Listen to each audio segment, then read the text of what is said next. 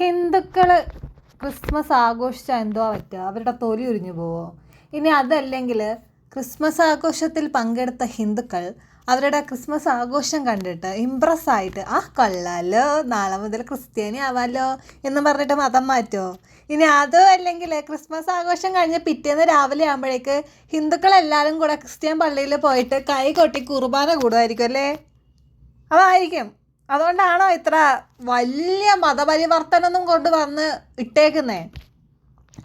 ഓരോ ആൾക്കാർക്കും അവരേതാ മതത്തിലാണ് ജീവിക്കുന്നതെന്നുള്ള പൂർണ്ണമായിട്ടുള്ള ബോധ്യമുണ്ട്. മനസ്സിലായോ? ചില പാർട്ടിക്കാർ അങ്ങ് ജയിച്ചെന്ന് കരുതിയിട്ട് എന്ത് തണ്ടിത്തരവും വിളിച്ച് പറയരുത്. ഇത്രയും നാളും ഇല്ലാത്ത എന്ത് കുഴപ്പമാണ് ഇപ്പം എന്നാണ് എനിക്ക് മനസ്സിലാവാത്തത്. ഹിന്ദുക്കൾ ക്രിസ്മസ് ആഘോഷിക്കാൻ പാടില്ല പോലും. ഇവിടെ എല്ലാവരും ഈ ക്രിസ്മസ് എന്ന് പറയുന്ന സാധനം ആഘോഷിക്കാറുണ്ട്. അത് ഹിന്ദുക്കളും ക്രിസ്ത്യൻസും മുസ്ലിംസും എല്ലാവരും പെടും. മനസ്സിലായോ?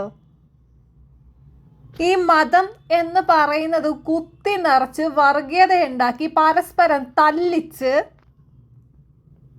നിങ്ങൾക്ക് ഈ രാജ്യം ഹിന്ദു രാജ്യമാക്കി മാറ്റണമായിരിക്കും. ബാക്കിയുള്ള ആൾക്കാരൊക്കെ തല്ലിയോ കൊന്നോ എങ്ങോട്ടേലും കുടിയേറി പോവോ എന്തേലൊക്കെ ചെയ്യട്ടെ അല്ലേ? നല്ല ഒന്നാന്തരം പരിപാടിയാണ് കേട്ടോ. അവാർഡ് തരണം നിങ്ങൾക്ക്, അവാർഡ്.